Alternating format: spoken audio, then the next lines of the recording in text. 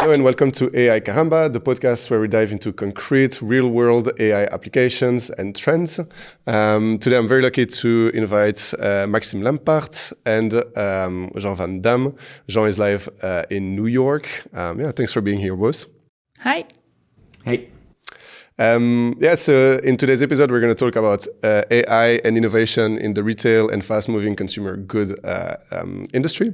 We want to talk about product development, so AI for product development, but also AI for building 360 customer journeys. Jean, I know you have a lot of experience into that. Actually, maybe Jean, you can briefly introduce yourself for the viewers.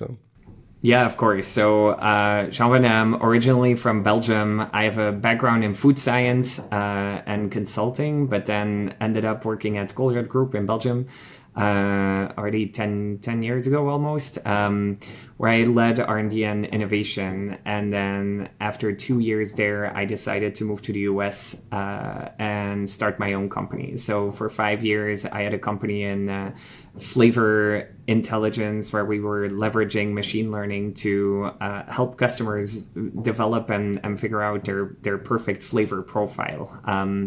Did that for 5 years. In 2021, unfortunately, had to shut that down. And then I joined Walmart, where the first 2 years I spent in store number 8, which is was the incubation arm at Walmart. I led a team there that was working on personalization in food e-commerce. And since earlier this year, in April this year, I moved on to a team within Walmart that works on customer data and identity. Super interesting. All right. So yeah, long experience indeed in the food, innovation, and AI industry. Super cool. And so you are in New York. How is the New Year celebration in New York?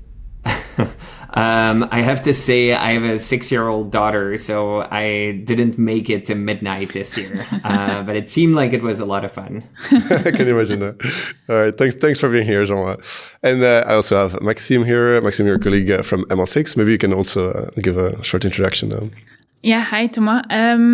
My name is Maxime Lampaert. I'm in the business development team at ML6.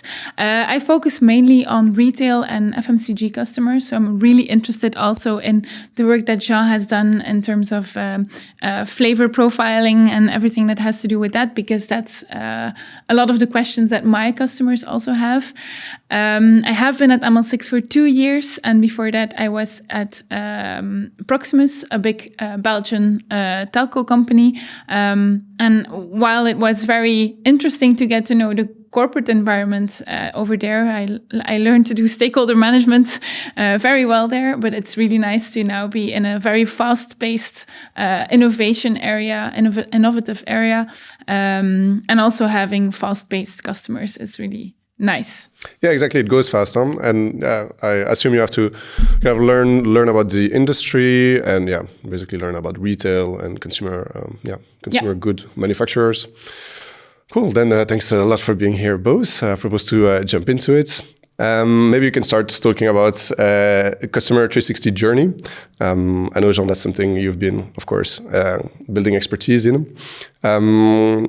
So in your experience, Jean, what would be the impact of building such a personalized customer journey in attracting new customers and in customer retention? Yeah, so it starts with building a good identity graph, right? So which is the place where we connect all the dots and all the information that we have about customers. And so a big job of our team is to build that platform that brings all those data points together and connects them. There's a lot of machine learning that gets already applied just to do that job. And then once you have that data, the second piece, and this is a piece that my team is very actively working on, is to find relevant use cases, right? To go through the current experience of customers, both online, but definitely also the in-store experience, and figure out where the opportunities are to make that experience a little bit easier, a little bit faster, a little bit more personalized, and a little bit more omni-channel, to be honest. And so we look for those use cases, those opportunities, And then we start looking at how we can leverage the customer data and combine it with all of the other data assets that we have within the company. So think about supply chain data, think about catalog data, think about like all the different data sources that we have. We leverage all of those in combined ways to build those delightful experiences. Super interesting. So I myself am an engineer, so I'd be very curious to hear or see like, the type of infrastructure you set up, because it's got to be pretty large. Right? It's got to be pretty impressive from a technical standpoint. But yeah, it is. Yeah. I'm not an engineer, for the record, so I might have to route you to the right person on that. All right, I'll pick you up after the podcast one of these days. All right, yeah. But no, very interesting.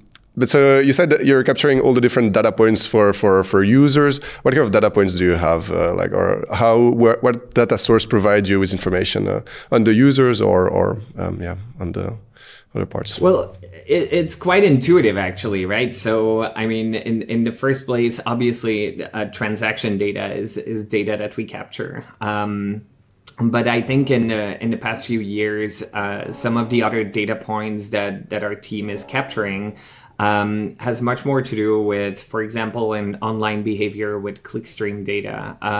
In an offline environment, it's how people interact with associates, how they interact with our different service areas in the store, right? That are not necessarily buying experiences or transactions, but they are services that we provide to customers.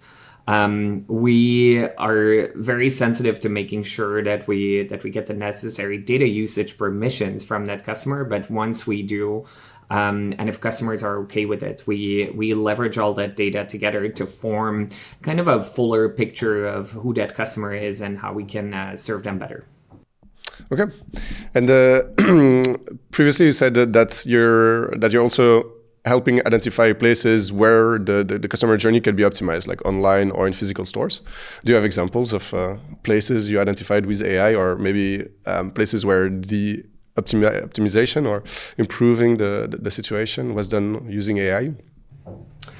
Yes, I mean, obviously, and in all transparency, like our team is still on a journey, right? So we started this work, as a team about 1.5 years ago, and a lot of the work that we as a team are doing today is still very foundational to figuring out like how we can do all of this. I think some of the opportunity areas that we're truly excited about is to start connecting, an in-store experience to an online experience. So think about, you go in the store, you try on a t-shirt. We have the size, but we don't have the color that you'd like. And being able to then immediately get connected to the same product online or several similar products online that you can then order and have delivered to your home. Those are typical examples of the types of experiences that we want to build, and that we are building.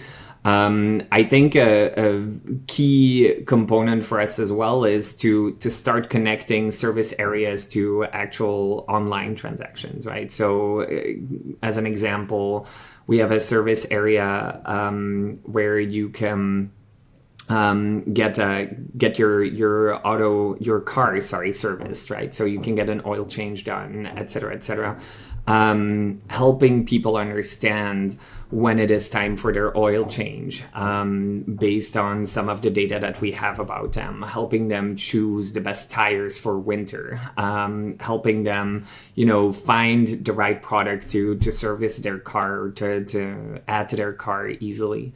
Those are some of the experiences that we think are extremely valuable to customers, right? And again, it all starts from where are there places in a store experience or in an online experiences where we experience friction, where a customer experiences a ton of friction.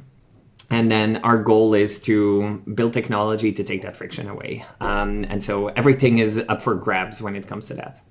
Yeah, indeed, because there are many places where this can be applied. So I guess that's part of the opportunity, maybe the challenge as well, to focus on the right parts. I also heard about fill your fridge. Can you tell me a bit more about this initiative? Yeah, this is kind of the eternal holy grail, right? Is we want to help people shop for the right foods, right, and help them make that shopping journey for food a little bit easier. This has historically been very, very complicated for several reasons, right? First of all, food operations, like doing retail for grocery is really, really hard because you're dealing with fresh supply chains, you're dealing with different temperature zones, you're dealing with all kinds of specific complications that make it hard. But also on the consumer side, every consumer is a little bit different. And so every consumer is optimizing for a different, call it goal or combination of goal, right? Going from I want the foods that I like best all the way to I want to take into account food restrictions or intolerances, or I want to make sure that I stay within my budget, or I want to find the ingredients that I can cook with in the most efficient way to save time, et cetera, et cetera. And so our challenge there is how do we help a customer choose and purchase the right products while taking into account their unique preferences. Our team is continuously working on that. It's a very, very hard problem. We're doing several experiments and trying to build products that are meaningful and make the life of our customer more convenient. Yeah, that's that's very interesting. So one of the big opportunity for retail companies, I would say, especially for Walmart, is that it's sitting on a lot of data. Do you see that as an opportunity for building such applications?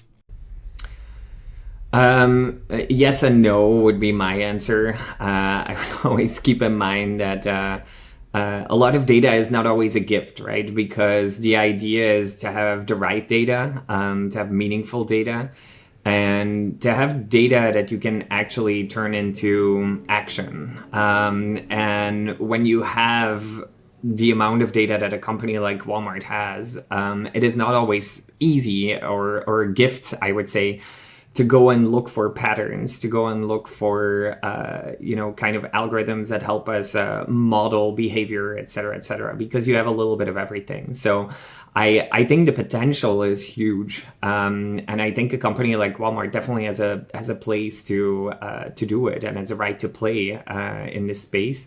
But it's also not easy. And I always tell people, I was building a startup 5 years ago that had no data, and where the challenge was, how do we get as much data as we can? And now we're kind of in a situation where it's the opposite, where it's like, okay, there's so much data, where do we start and how do we start and keep it simple? Yeah, because it is the challenge, right? Like to understand and to get actual quality out of your data. But that is why companies like ML6 build expertise in doing just that. But it sounds like a very interesting challenge. Maxime, like you also are very active in this sector. I've talked to, you've worked with a lot of also our customers in the retail industry. Do this type of application for building personalized journey resonate with your experience or what you've seen? Yeah, for sure. I think retail especially is such a competitive market. There's so much going on and happening that a customer has to make a decision basically every day where he buys his next batch of groceries or his next care products or whatever. So the closer you are to your customer and the more they know of you, and when they know what they can play into, you will be inclined to buy it. If you think of your own life, you know that you have certain habits and you have certain things that you buy continuously. If you have the feeling that a retailer or a CPG factory knows what you want and makes what you want, and you know that you're gonna be inclined to buy those products way faster and way more than you would at any other retailer. I'm very curious to see in Walmart, for example, you have so many Indeed services and so many types of activities going on that I would love to know how you prioritize that, also keeping in mind that a consumer has to make that decision every day on where he shops or where he buys his services, etc., or where he goes to. So I would love to know, Jean, how you are tackling or how your team is prioritizing that as well. Yeah, that's an excellent question and not an easy one to answer, right? Because it's a very nuanced, continuous discussion that we have. I think it starts from the customer, though. It starts always from where are the places where we can, make the life of our customer the easiest and significantly better, right? So, as an example, the reason why I personally believe that food is a space for us to play and food personalization is a space for us to play is indeed, as you said, customers are making hundreds of very small decisions every day that impact what they eat, how they feed their family, how as a household they decide what to put on the table. And then, food and nutrition is a very tough domain as well. And a lot of people are maybe not, educated in understanding the nuances there, right? So that seems like a place where we can make a big customer impact. And so that's definitely one of the basic starting points for us. I think a second point for us that is important is also how do we make the life of our associates easier, right? So we have 1.6 million associates in the US alone that are operating our stores, that are doing a ton of work every day, are serving our customers.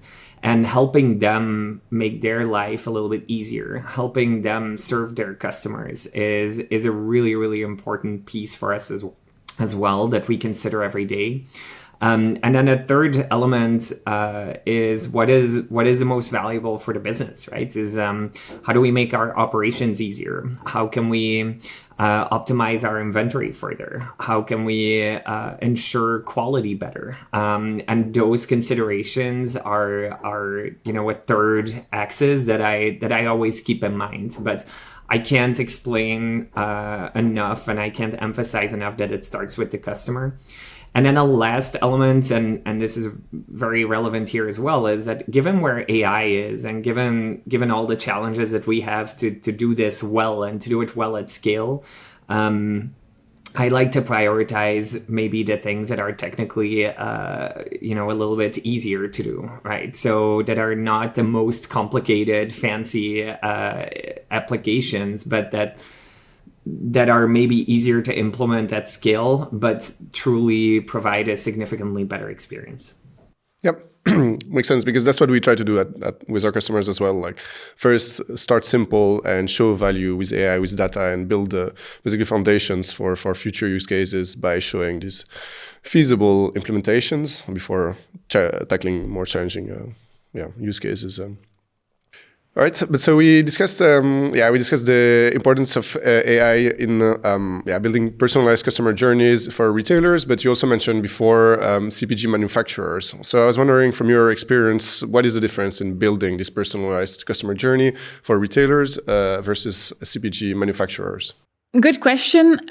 You do see a difference in how they make certain decisions, always keeping in mind, of course, their customers. But while retailers, they tend to know their customers very well. They have their transactional history. They have their 360 view on what they buy, when they buy it, how much they buy of it. And then CPG companies need to know what they want to put into the market. They are basically predicting the future, and they are looking at what will customers in the future need, and where will they focus on, and what will they buy. But it's way more difficult, obviously, because they need to innovate to stay relevant, but they also need to know what is going on right now with their customers. They also have a big brand that they want to protect, that they don't want to lose, because they have an A label that they want to put in the market as being the best in class, being better than the white label products that are out there. So that's the difficulty for them. They are not as close to the customers, but they need to be that close. And they need to look into the future to know what will be relevant, because they know that the revenue will come from, basically. So you do see a difference. Right, like they need to be, they need to look at today, but also longer term future to be able to innovate and like start developing today future products. So yeah, still keeping in mind, of course, their end consumer, which is the most important one, because those are the ones that buy, basically, right? Yeah, that's right. All right, and then maybe last question on this topic. Jean, I was wondering, we said that those customer journey, they're built on the personal data you have on your customers. I was wondering if you ever experience privacy issues or legislation that you have to abide. Also to create trust with the users. Yeah, I think privacy, obviously, for a company at our size is a primary concern, right? It's a big goal for our team and for the whole company, because doing the right thing when it comes to privacy is also what creates trust with your customer. And so we see that as a potential opportunity, and not just as something we need to do because of legislation. I will say, because our company operates, in all 50 states in the US, and then in many different countries as well, where we have to follow the different privacy laws that are in place. The approach is that there's a lot of work being done to make sure that we treat data in the right way, and that we first and foremost get the necessary permissions from a customer to be able to use their data, that we are very, very transparent about how we use that data. And that when a customer decides or chooses to tell us that they don't want us to use that data from the start or later on, that we actually execute on that, and that we respect those choices, right? And for a company the size of Walmart, this is something that you just can't afford to make mistakes against. And so, that the company as a whole is very, very, very actively working on that every day. I can imagine. Okay. All right, so very interesting. I would say maybe we can discuss product development. It's a big topic, also a topic that at ML6 we've been innovating, and we've been working with some of our partners. Maybe Maxime, in your experience, because product development is a big word, it's a full process, like there are many steps. Where can AI be applied or really make an impact on product development? As I hear it now from my customers and from different experts like Jean, R&D and product development and finding the new IT product is a very time-consuming and very long iterative process. So it's it's a big investment, right? Before you put something out there, you want to make sure that you are building the right thing for the right customer. So it's really something that AI can help with, but it's still very much a work in progress. As you said, it's only as good, your AI is as good as your data is. So if you know what your customers want to buy, if you know what you have sold in the past or where you want to go in the future, then it gets way easier and way faster with AI. But if that's still a blank, and if you don't have a vision on what you want to build, then it's still going to be very difficult to move forward, basically. What we see is that AI can help with not only generating new concepts, like ideas on new products, on what you want to achieve, new branding styles, etc. But you can also test it with a synthetic audience, with basically AI-generated personas of who you want your buyer profile to be. And that's something that you see that there's a lot of attention for, that people see a lot of value in, because they want to know what they are putting in the market, if it will be relevant and if it will sell, basically. So there you see that, especially with generative AI and the rise of the large language models, that a lot is being done in that space of synthetic testing, R&D, product innovation, etc. Yep. Yeah, makes sense. And so you mentioned product ID generation or design. I keep hearing about multi-agents being used for that purpose. How does it work, roughly? So basically, I'm assuming that a lot of people that listen to this podcast have heard of AI agents. It's basically an agent that mimics a certain role in a development process, in an R&D process. And while you normally have a testing audience and then a supply chain specialist, maybe a sustainability specialist, a marketing specialist. Basically, what we can do with agents is mimic that expertise in an AI format, basically, providing new ideas based on diverse data sources, such as social media, for example. You see a lot of trends rising from Instagram and TikTok and Reels, etc., and YouTube Shorts and whatever. So basically, you are using those data sources to feed your funnel of experiments, of new products, of R&D, and you make sure that the expertise in the normal funnel of your R&D is mimicked by an AI agent, but still with a human in the loop, of course, that verifies it, because we do see that those agents can be biased towards certain concepts, or that they can have a certain opinion that doesn't really resonate with the actual demographic that you want to target, and that the data is only, as I mentioned, as good as you give it to the AI. AI is not smart in itself. It's because you give it the right stuff to learn about, basically. It's always about data. Huh? Yeah, it starts exactly. and ends with data. So it's a very fast-moving field. Like agents in this form exist for like a couple of years. In those 2 years, like how has it evolved, or how have you seen it being evolved and applied in this context? It's gotten way faster, basically.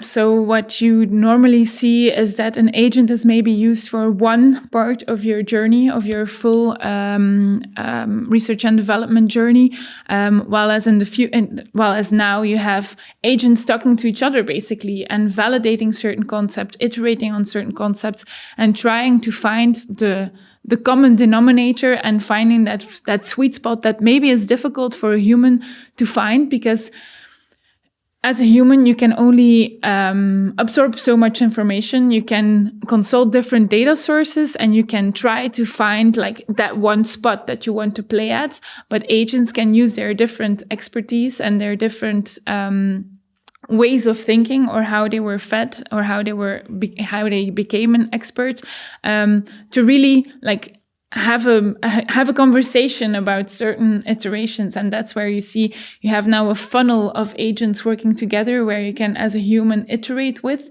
while as we used to have pretty closed off tasks that were done by an agent and that were very guardrailed and very sustained to one certain domain. And now it's really becoming a full process driven by agents. Right, exactly. So like the scope of the process of where agents are applied on the process is extending. Yeah, exactly. All right. And so you have some experience in the field. Like we've implemented a few applications. Mm-hmm. What are common pitfalls, or what are recommendation things you would tell new companies or listeners that would want to do such applications? What should they keep an eye on? Yeah, not to repeat myself, but data, of course. And I think Jean already mentioned it. That's almost always a very large part of the work or the jobs to be done. As you mentioned, you have so much customer data, so much external data that you can use, and it's sometimes just a question about prioritization, and finding like keeping the goal in mind is very important, because you want to know we are building something, but you can't start building anything. So you need to always keep in mind, what are we working towards? Are the choices that we are making right for that goal? Set clear KPIs so that you can validate that success. And don't fall into the pitfall of using AI just for AI. Think about what you want to achieve. And don't always trust it, because it's still a very specific domain. Expertise is not built in a day for a person, but also not in the whole agentic framework stuff. So I think it's important to keep that in mind. I think in any case, AI is everywhere. Try to educate yourself as much as possible. That's what I have a lot of customers come and ask me, what do I need to do first? And then I say, look at what is out there, try even with off-the-shelf tools just to see what works and what doesn't work, and then try to start build your case where you really want to see that added value and that crossroad of having AI and having a human working together. Okay. All right. So Maxime, I was wondering, so if new companies want to invest in basically AI to enhance the product development or automate part of the product development story, what are pitfalls or maybe tips you would have for these companies? I think for product innovation, but AI in general, when you're using it in the R&D space, is just to always keep the main objective of what you want to reach with AI, keep that in mind. It's important for each company to consider every investment, but especially with AI, a lot of data goes into it, a lot of iterations go into it. And I think a lot of people get lost, especially because it's moving so fast right now.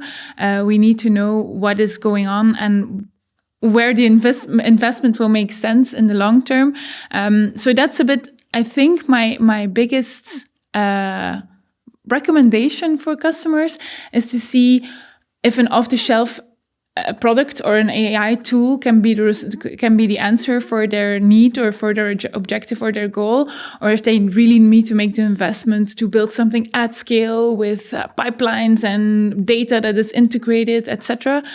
Because I think a lot of projects fail because they want to do the big bang from the beginning, while maybe from a change management perspective, it can be beneficial to see where the pain lies and if an off-the-shelf tool can also be of benefit, basically. But that makes sense. That's what we were saying earlier with Jean, right? That's sometimes it makes sense to start simple or try to achieve concrete impact with AI before trying to recreate a whole process. So you mentioned off-the-shelf solutions then. Like, when are off-the-shelf solution possible or not possible specifically? I think in the whole AI space, it's interesting to play around a bit with the off-the-shelf tools, but especially for customers such as Walmart and the large CPG customers, they want to basically have all their data integrated. That's what Jean also mentioned, that the biggest part of their work is now finding what they have on their customers, finding their transactional history, how that makes sense in the whole, delighting their customer in their experience. And that's what I want to really emphasize is when you're a big company and you want to build something that is sustainable, then you need to look at large-scale projects and make the business case upfront and try to think of what you want to reach. But also for smaller retail companies, AI can benefit greatly. They can benefit greatly from AI, but just try and iterate and play around with the license fee that you can pay for 2 months basically and see if there's any value. And if there's value and you want to extend, then you can still build something and you can still look out for opportunities to work with a company like ML6 or any other AI consultancy company. Yep. So start simple. And if possible, try off-the-shelf solution. I would assume, especially in this field, like it relies a lot on using data, specific data, and customization, right? Like if you have your specific products, maybe you look at product development, your company looks at product development differently than another one.